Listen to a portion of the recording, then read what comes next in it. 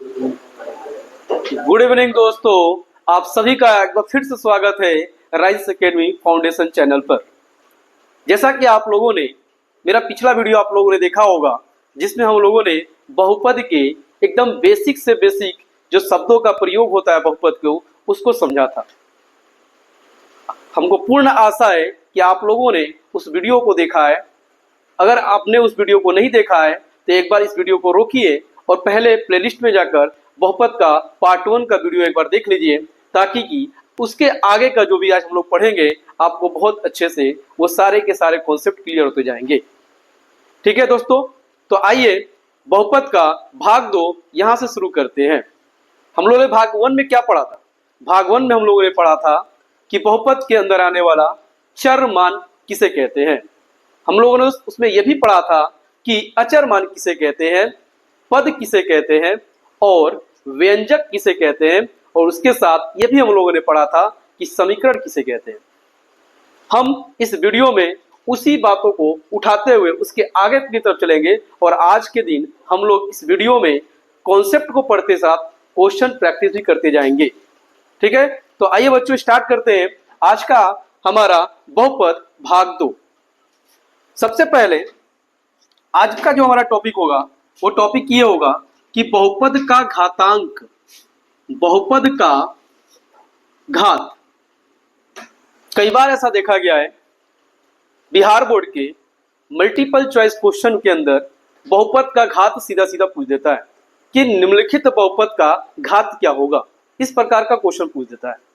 उस क्वेश्चन को करने के लिए पहले हमें बहुपद का घात कहते किसे हैं ये समझना होगा, और इसको समझने के लिए आइए एक सिंपल सा एक एग्जांपल लेते हैं। सपोज करिए कि मेरे पास एक बहुपद है 2x का power 5 minus 2x square plus 4। मेरे पास एक व्यंजक लिखा हुआ है। पहले तो इसको देखते हैं कि क्या ये जो व्यंजक लिखा हुआ है, एक बीजगणितीय व्यंजक जो लिखा हुआ है, क्या ये हमारा बहुपद है कि नहीं। एक बार इसके माध्यम से ही एक बार चेक हो जाएगा कि क्या आप बहुपद पहचानना जान गए कि नहीं, जिसको कि पिछले भाग में हम लोग पढ़ चुके थे। क्या हम बताए थे पिछले भाग में कि बहुपद किसे कहते हैं? बहुपद उसे ही कहते हैं कि किसी बीजीय व्यंजक के अंदर जो चर मान है, जैसे कि यहाँ पे चर मान हमारा x के पावर 5 है, यहाँ पर हमारा चर मान x के पावर 2 है। अब इस चर मान का हमको घात देखना है कि घात क्या है। घात हमारा क्या होना चाहिए? एक पूर्ण संख्या होनी चाहिए। अगर हमारा चर मान का घात जो है अगर पूर्ण संख्या होगा तो हम कहेंगे कि वो व्यंजक हमारा क्या है? एक बहुपद है। हमें साफ क्लियर यहाँ पे दिख रहा है कि x के पावर 5 का हमारा घात 5 है और x के पावर 2 का हमारा घात 2 है, और दोनों के दोनों 5 और 2 ये दोनों एक पूर्ण संख्याएं हैं। इसलिए हम कह सकते हैं कि ये दिया हुआ हमारा जो व्यंजक है यह एक बहुपद है। अब बहुपद का घात कैसे निकालते हैं? बहुपद का घात निकालने के लिए हमें क्या करना होता है? सिंपल सा उस बहुपद के अंदर आया हुआ जितने भी चरमान दिए हैं उन सभी चरमान के घात को लिख लेंगे। जैसे यहाँ पर x के पावर 5 लिखा है तो हम लोगों ने x के पावर 5 लिख लिया। यहाँ पे x के पावर 2 लिखा है, हमने x के पावर 2 लिख लिया। अब हम इसमें देखेंगे कि दोनों में से कौन बड़ा है। दोनों में से कौन बड़ा है? जो बड़ा होगा वही बहुपद का घात कहलाएगा। जैसे यहाँ पर 5 बड़ा है तो हम कहेंगे कि बहुपद का घात जो है, बहुपद का घात यहाँ पर कितना है? 5 है। ठीक है बच्चों, आपको समझ में आ गया होगा। बहुपद का घात निकालने के लिए क्या करना होता है? हमें बहुपद के अंदर आया हुआ चरमान को देखना है। चर मान के खोपड़ी के ऊपर, ये जो खोपड़ी दिख रहा है, खोपड़ी के ऊपर किस चर मान के ऊपर सबसे बड़ा घात दिया है। जो सबसे बड़ा घात होगा वही बहुपद का घात कहलाएगा। तो आइए देखते हैं बहुपद को घात के आधार पर, बहुपद को घात के आधार पर कुछ भागों में, कुछ प्रकारों में बांटा जाता है। जैसे अगर बहुपद का घात जैसे प्रकार होता है, एक होता है रैखिक बहुपद। क्या होता है? रैखिक बहुपद। एक प्रकार होता है द्विघात बहुपद जो, और तीसरा जो एक होता है जो हमें पढ़ना है त्रिघात बहुपद। ठीक है, इन सभी बहुपदों को हम बहुपद के घात के आधार पर बांटते हैं। कैसे करते हैं? मान लीजिए मेरे पास एक बहुपद है, बहुपद क्या है, लिखा हुआ है 2x + 5, ये एक बहुपद है। इस बहुपद का हमें घात देखना है, तो इस बहुपद का घात क्या है, इस बहुपद में घात हमें देखना है, मतलब कि चरमान देखना है। चरमान कहाँ है? चरमान हमारा यहाँ x आया हुआ है। अब इस x का घात क्या है, हमें दिख रहा है कि इसके ऊपर कोई भी हमें पूर्ण संख्या लिखा हुआ नहीं दिख रहा है। तो कोई भी अगर पूर्ण संख्या लिखा हुआ नहीं दिख रहा है तो हम मान लेंगे इसको हम x के पावर 1 मानेंगे। कोई भी घात नहीं दिख रहा है, वो 1 के बराबर होता है। और यहाँ पे हमें x के पावर क्या दिख रहा है, 1 दिख रहा है यहाँ पे। तो क्या हो जाएगा, हमारा बहुपद 2x + 5 का जो घात होगा, घात जो होगा क्या होगा, 1 होगा। और जिस बहुपद का घात, जिस बहुपद का घात 1 होता है, जिस बहुपद का घात 1 होता है, उस बहुपद को रैखिक बहुपद कहा जाता है। बिहार बोर्ड के ऐसे बहुत सारे एग्जाम, बहुत सारे मल्टीपल चॉइस क्वेश्चन के अंदर देखा गया है कि एक बहुपद लिख देता है और कहता है कि इनमें से कौन रैखिक बहुपद है। तो क्या करना है, सिंपल सा, हमें कुछ नहीं करना है, हमें देखना है कि उस बहुपद का घात किस वाले बहुपद का घात 1 है। जिस बहुपद का घात 1 होगा उसको रैखिक बहुपद कहेंगे। अगर मान लीजिए कोई एक और एग्जांपल लेते हैं, 2x² - 3x + 4, ये हमारा एक बहुपद लिखा हुआ है। अब अगर इसका घातांक देखें हम लोग चर का, तो यहाँ पर हमारा चर कौन कौन सा आया है, एक तो आया है x² और एक आया है x, यही दो चर मान आए हुए हैं। और अगर दोनों का पावर देखें तो यहाँ पर तो 2 है और यहाँ पर 1 है। तो इस बहुपद का घात क्या कहलाएगा, जो बड़ा है वही बहुपद का घात कहलाएगा। तो इस बहुपद का घात क्या हो जाएगा, इस बहुपद का घात 2 हो जाएगा। और जिस बहुपद का घात, जिस बहुपद का घात 2 होता है, उस बहुपद को क्या कहा जाता है, उस बहुपद को द्विघात, द्विघात बहुपद कहा जाता है। समझ आया बच्चों? अगला क्या है, मान लीजिए एक और बहुपद हम ले लेते हैं। सपोज करिए लिखा हुआ है 4x के पावर 3 - 2x² + 4x - 6। ठीक है, अब इसमें हम क्या करेंगे, देखेंगे कि हमारा इसमें चरमान कौन कौन सा है। चरमान क्या है, यहाँ पर x के पावर 3 है, यहाँ पर x के पावर 2 है और यहाँ पर हमारा x है। हमें अचर मान से कोई मतलब नहीं है बहुपद को ज्ञात, बहुपद को देखने के लिए कि वो व्यंजक हमारा बहुपद है कि नहीं, अचर मान से नहीं मतलब है, हमें चरमान से मतलब है।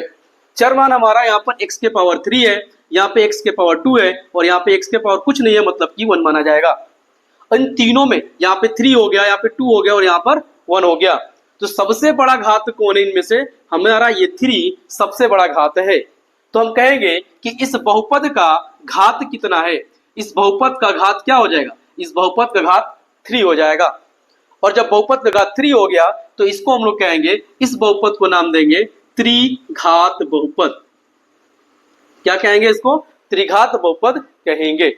ओके बच्चों, आइए देखते हैं अब बहुपद में एक बहुत ही बड़ा कॉन्सेप्ट, बहुत ही अच्छा कॉन्सेप्ट। बहुपद में क्या पूछता है, शून्यक पूछता है। क्या कहता है, शून्यक। शून्यक किसे कहते हैं, शून्यक उसे कहते हैं कि बहुपद के अंदर आया हुआ कौन सा चरमान है, जो चरमान है उस चरमान का कौन सा वैल्यू रख दे कि वो बहुपद 0 के बराबर हो जाए। ठीक है, तो उसी को हम क्या कहेंगे, क्या बोलेंगे, शून्यक कहेंगे। शून्यक दो प्रकार से हम लोग सॉल्व करेंगे। एक तो पूछ देता है हमें शून्यकों का योग पूछ देता है, और दूसरा शून्यकों का गुणनफल पूछ देता है। ठीक है, तो शून्यकों का योग का मतलब क्या होता है, अच्छा शून्यक कितने, अगर देखो द्विघात बहुपद अगर हम पढ़ रहे हैं, ज्यादातर हमारा द्विघात बहुपद के ऊपर डेल होगा क्योंकि हमारा चैप्टर का नाम ही है द्विघात बहुपद। सबसे ज्यादा इस पे हम लोग द्विघात बहुपद पे ही फोकस करेंगे। तो जब द्विघात बहुपद पढ़ रहे हैं तो इसमें हमारा नंबर ऑफ शून्यक कितने होंगे, सॉरी शून्यकों की संख्या कितनी होगी, शून्यकों की संख्या होगी 2। कौन, एक अल्फा और एक बीटा। ठीक है। तो शून्यकों का योग किसको कहेंगे? शून्यकों का योगफल यानी कि अल्फा प्लस बीटा बराबर क्या होता है? एक फॉर्मूला होता है माइनस बी बटे में ए। वही अगर शून्यकों का गुणनफल की बात करें तो ये होता है अल्फा मल्टीप्लाई बीटा बराबर फॉर्मूला होता है सी बटे में ए। अब बच्चों यहां पर आपको कंफ्यूजन होगा कि सर बी क्या है, ए क्या है, सी क्या है, ये सब क्या है? तो इसके लिए एक एग्जांपल लेते हैं बहुपद को। एग्जांपल क्या है? X square minus 3x plus 5, ये एक ले लिए, क्या हम एक बहुपद ले लिए, ठीक है। तो ए किसे कहते हैं? जो ए है ना, हमारा एक्स स्क्वायर जो चरमान है इसका जो गुणांक होगा उसको ए कहेंगे। हमारा जो एक्स चरमान है, एक्स चरमान का जो गुणांक होगा उसको बी कहेंगे। और जो हमारा बहुपद के अंदर अचर मान होगा, अचर मान को सी कहेंगे। क्या बोले? एक्स स्क्वायर का गुणांक ए होगा, एक्स का गुणांक बी होगा, अचर मान सी होगा। इस चीज को अगर हम इस बहुपद के अंदर अगर देखें तो एक्स स्क्वायर का गुणांक, हमें तो कोई अचर मान नहीं दिख रहा है, नहीं दिख रहा है तो हम मानेंगे 1 है, यानी कि यहां पर ए के बराबर क्या हो गया? 1 हो गया। वही एक्स का गुणांक बी, यानी कि एक्स का गुणांक क्या है? बी, माइनस में 3 है, तो यहाँ पे बी की वैल्यू क्या लेंगे? माइनस में 3, ठीक है। और सी यानी कि अचर मान क्या है? हमारा 5 है, तो यहाँ पे अचर मान क्या हो जाएगा? हमारा 5 हो जाएगा। अब हमें अगर पूछ दें कि इस बहुपद का योग बताइए क्या होगा, इस बहुपद का योग, तो इस बहुपद का योग बराबर अल्फा प्लस बीटा बराबर फॉर्मूला होगा माइनस बी बटे में ए। और अगर इस वैल्यू के अंदर हम लोग अगर इस मान को रख दे तो माइनस बी हमारा, देखो एक तो फॉर्मूला में माइनस है और दूसरा क्वेश्चन के अंदर भी माइनस दिया है, और बटे में ए बराबर क्या है? हमारा 1 है। तो हमारा आंसर हो जाएगा अल्फा माइनस और माइनस प्लस 3, यानी कि हमारा शून्यकों का योग प्लस 3 हो जाएगा। वहीं अगर हमसे अल्फा और बीटा यानी कि शून्यकों का गुणनफल पूछ दे तो शून्यकों का गुणनफल बराबर फॉर्मूला होता है सी बटे में ए। और सी का मान हमारा क्या है? यहाँ पर अचर मान को हम सी बोलते हैं, तो अचर मान यानी कि 5 है, और हमारा ए यानी कि 1, 5 बटे में 1 यानी कि 5 हमारा शून्यकों का गुणनफल है। तो आइए देखते हैं, अगर हमें बहुपद दिया है तो बहुपद का शून्य कैसे ज्ञात करेंगे। बहुपद का शून्य ज्ञात करने के लिए आइए एक बहुपद के माध्यम से इसको समझते हैं। मान लीजिए कि हमारा एक बहुपद है x square plus 5x plus 6, ठीक है। हमको ये एक बहुपद दिया हुआ है, मान लीजिए क्या है? बहुपद px बराबर ही दिया है, और कह रहा है कि हमें क्या निकालना है? इसका शून्य ज्ञात करना है। तो शून्य ज्ञात करने के लिए हम देखेंगे कि इस बहुपद के अंदर 3 पद दिए हुए हैं, प्रथम पद, मध्य पद, अंतिम पद, ठीक है। तो ज्ञात करने के लिए क्या करेंगे? अंतिम पद का प्रथम पद के अचर से गुणा कर देंगे। अब यहां पर क्या है? प्रथम पद का अचर तो दिख नहीं रहा है, इसलिए वहां पे 1 मान लेंगे, और 6 का जब 1 से मल्टीप्लाई करेंगे तो 6 हो जाएगा हमारा गुणनफल, हमारा क्या हो जाएगा? 6 हो जाएगा। अब इस 6 को हमें 2 ऐसे भागों में डिवाइड करना है, बांटना है कि उन दोनों को जोड़ने पर तो बीच वाला आना चाहिए, लेकिन गुणा करने पर हमारा जो गुणनफल आया है 6 वो आना चाहिए। तो मान लीजिए हम 2 ले लें और 3 ले लिए। अगर इन दोनों का मल्टीप्लाई करते हैं तो 6 आ रहा है, लेकिन दोनों को जोड़ रहे हैं तो क्या हो रहा है? हमारा बीच वाला भी आ रहा है, ठीक है। इस तरीके से हमें बांट लेना होता है। तो हम क्या करेंगे? यहाँ पर लिखेंगे प्रथम पद को ऐसे लिख देंगे, अंतिम पद को ऐसे लिख देंगे, इनके साथ कोई छेड़खानी नहीं करेंगे, प्रथम पद और अंतिम पद को एज इट इज लिख देंगे।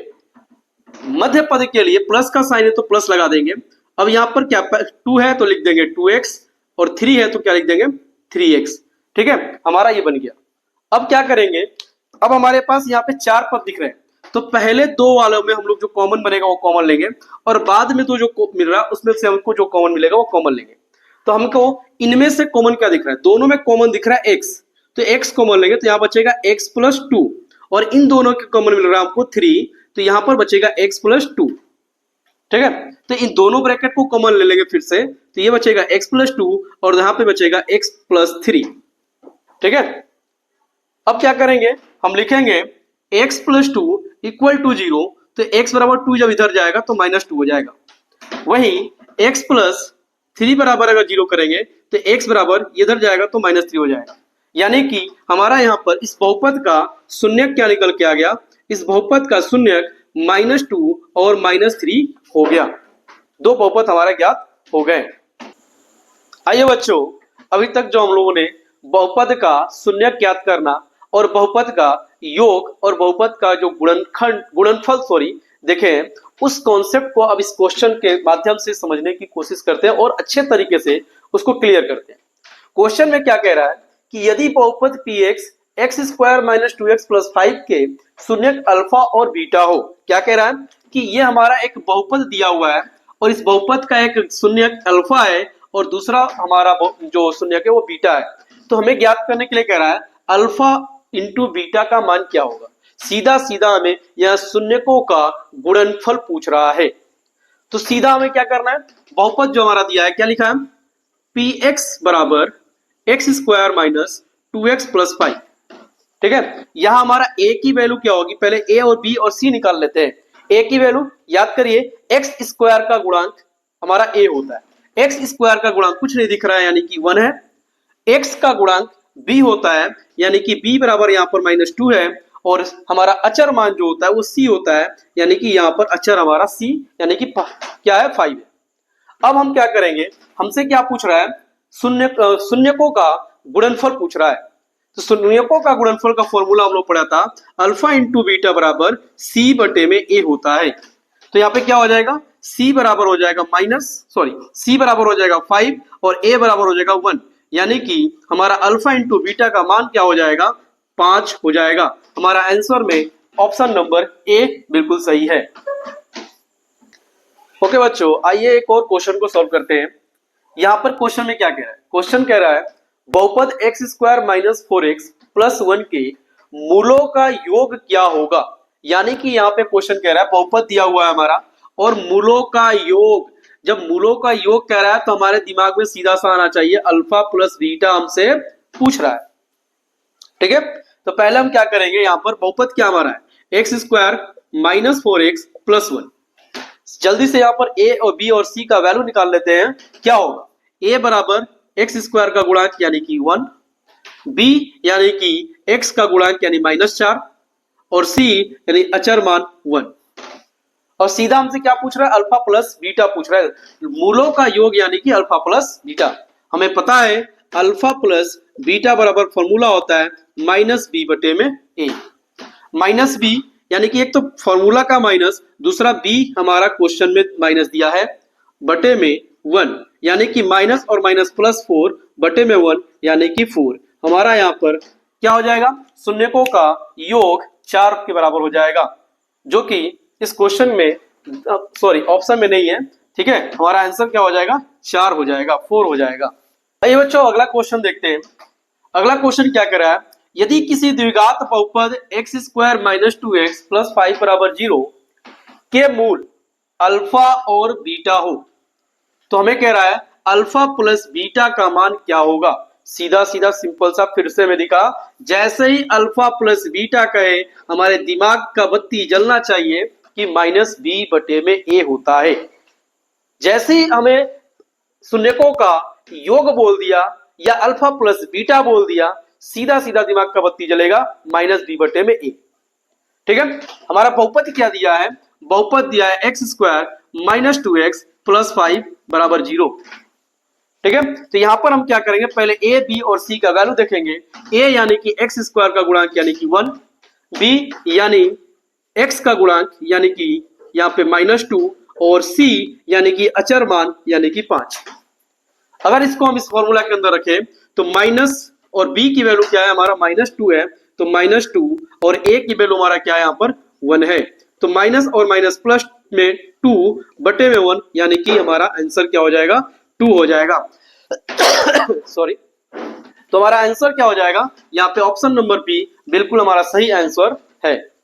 ठीक है बच्चों, तो यहाँ पर क्या हुआ, अभी आज हम लोगों ने क्या पढ़ा, आज हम लोगों ने पढ़ा कि बहुपद का घात कैसे ज्ञात करते हैं, बहुपद के शून्यक कैसे ज्ञात करते हैं, बहुपद के शून्यकों का योग क्या होता है, बहुपद के शून्यकों का गुणनफल क्या होता है।